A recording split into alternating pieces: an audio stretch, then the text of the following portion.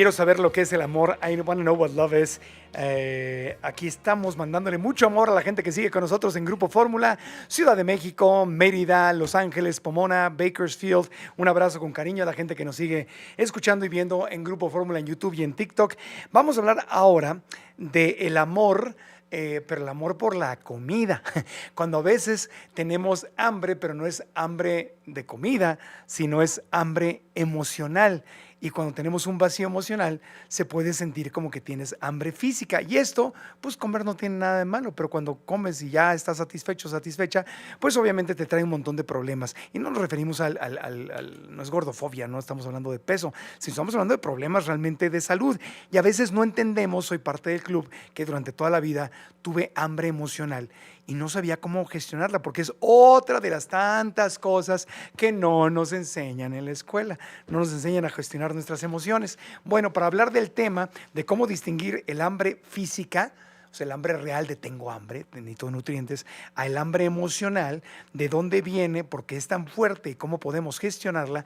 Está con nosotros aquí en el estudio de Radio Fórmula en Ciudad de México, Ametzin Acosta, psicóloga y máster en nutrición clínica. Bienvenida, mi querida Ametzin, ¿cómo estás? Muchas gracias, Marco. Feliz de estar aquí nuevamente contigo en tu programa. Gracias. Y también desde Barcelona, España, se conecta con nosotros Miriam Salinas Gascón, terapeuta especializada en la ansiedad por la comida y alimentación desordenada. Buenas tardes en Barcelona, buenos días en México. Encantada a los dos, un placer, muchas ganas de escucharnos y aportar un granito de arena.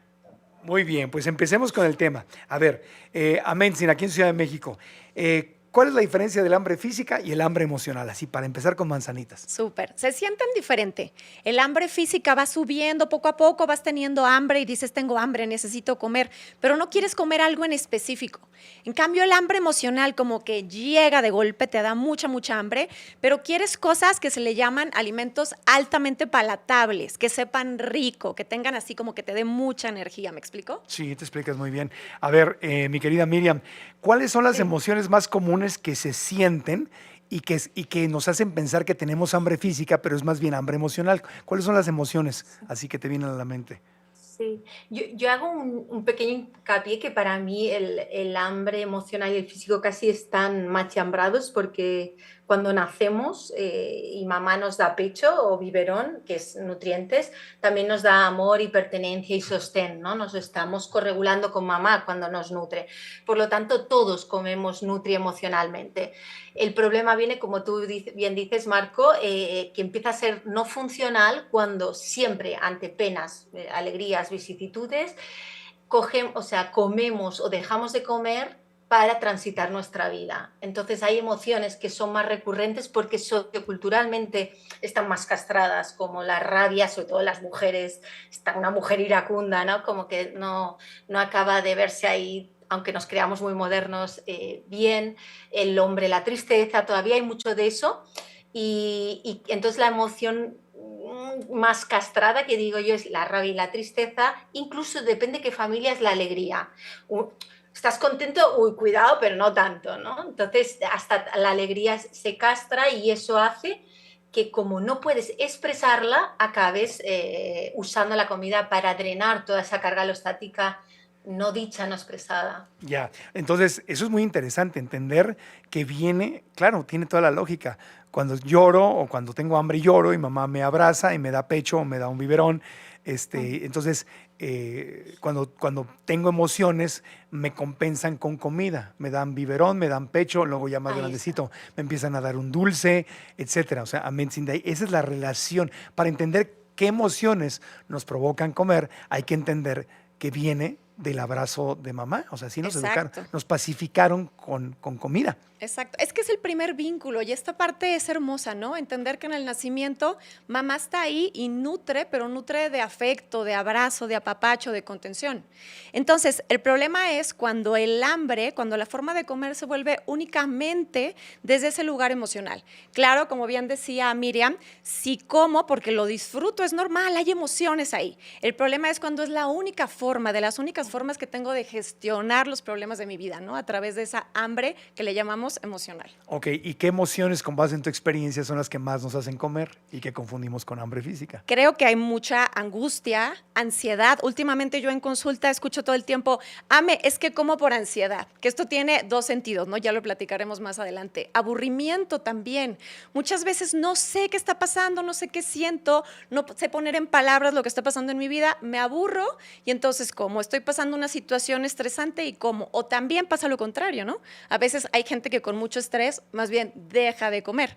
Pero el hambre emocional nos referimos a esto, a tener que comer cantidades de comida, sobre todo que no sean, digamos, desde un lugar comida muy nutritiva, pero que sí me satisfaga, que me genere dopamina, que me genere sentirme rico, ¿no? Como sentirme con mamá, apapachado. Ya. Oye, Miriam Salinas, ¿por qué será que a algunos nos da, yo soy el team como más cuando tengo ansiedad y hay team no como nada cuando tengo ansiedad? O hay gente que se enamora, yo cuando estoy en una relación como menos, cuando estoy solo como más, y hay gente que al revés, cuando está en una relación como que se relaja y empieza a comer más. ¿Por qué será que se manifiesta diferente el hambre emocional en los seres humanos, Miriam? Sí, va a depender otra vez de cómo te han criado, las asociaciones que haces y sí que es verdad que orgánicamente la tristeza, si no estás como muy inducido por la cultura de dietas, la tristeza en general, los duelos, se te va el apetito. ¿No? O en general cuando estás en modo estrés, ¿no? Tú decías, pues cuando te enamoras de alguien también estás un poco ahí con la cosilla de que te estás vendiendo, estás vendiendo el pescado, entonces claro, hay ese nervio que cuando estás con el sistema nervioso simpático, el de alerta, de algún modo no estás para comer, no estás para digerir. Y por eso probablemente a ti, Marcos, se te cierra un poquito, ¿no? Y ahí por eso va a determinar de las creencias, de las vivencias que tú hayas vivido, pero en general es verdad que si el sistema nervioso está alterado, o sea, en modo huida, ataque o catatónica, pues comer no te va a apetecer. Esos son los casos más generales. ¿Tú qué piensas sobre eso, Amenzi? Porque hay quienes comemos más y quienes dejan de comer ante la crisis o ante una relación. Claro, y creo que también tiene mucho que ver de dónde viene, ¿no? Yo aprendo desde niño esta relación con la comida, que muchas veces se ve premio-castigo, por ejemplo, ¿no? Sacaste un 10, un premio de un pastel, sacaste malas calificaciones, bueno, hay menos alimentación de esta alimentación rica de travesura. Entonces creo que desde ahí también nos vamos relacionando con la comida. Si yo aprendí que la comida rica implica también premio, pues puede ser que quiera comunicarme a través de esa forma de comer, ¿no? Que diga, ay, estoy estresada. Bueno, me acuerdo que lo rico es esto en mi vida. Entonces ya lo asumo como parte de mí y quiero una buena rebanada de pastel, ¿no? Ya. Fíjate, una encuesta de XLS Medical dice enamorarse y su relación con la obesidad sobrepeso llevada a cabo en 2015 por la Sociedad Española para el Estudio de la Obesidad asegura que enamorarse supone un aumento de peso de 4.5 kilos promedio, publicó el Mundo. O sea, la mayor parte, sí, o sea, sobre todo los casados. ¿Será que yo no he estado casado? Pero dicen como que ya se relajan y dicen, ya tengo a mi pareja, no pasa nada, y entonces empiezan como a rellenarse. ¿Sí? Totalmente, estoy de acuerdo contigo. No sé ahorita qué nos va a contar Miriam. Yo lo que creo es que pasa, ¿no? Como que me siento muchas veces, no siempre, me siento en una relación, me siento segura, me siento apapachada, por lo tanto, dejo de cuidar la alimentación desde la imagen corporal. Que esto tiene como sus pros y contras, ¿no? Claro. Sí, ya tengo a la pareja que quería, ya me casé, en mi cabeza pienso que está asegurada o asegurado, que es una gran mentira, y entonces ya me descuido. ¿Tú qué piensas de esto, Miriam? Sí, estoy muy alineado con lo que decís, incluso como revisar esas creencias, ¿no? De posesión con la pareja, porque ahí hay muchas capitas, ¿no? Ahí estás presuponiendo que yo me emparejo y ya es mío esa persona, por lo tanto ya me dejo. Entonces ahí hay un trabajo, independientemente esté o no, de cómo me percibo a mí misma, de mi autoimagen, tiene que ver con la mirada externa, si tengo, ¿no? O no, entonces hay que cultivar esa autoimagen independientemente tenga o no pareja, porque entonces es cuando estoy en pareja y empiezo a engordar. Y luego hay otra cosa interesante que me encuentro mucho en consulta, es sobre todo en mujer, el hombre quizá lo vive diferente, de esta mujer orquesta, ¿no? Que es madre, que ahora que está en lo laboral, que además está... y a veces hay atracones y mucha ansiedad porque no se puede con todo. Sí. O sea, hay una cosa que también me he dado cuenta estadísticamente, no hay ningún... yo lo veo por consulta, ¿eh? Claro. Bueno, vamos a hacer una pausita y ahorita regresamos con nuestras expertas. Una vez más, lo seguimos diciendo, no nos enseñan a gestionar nuestras emociones en la escuela ni en la casa. O sea, está ausente.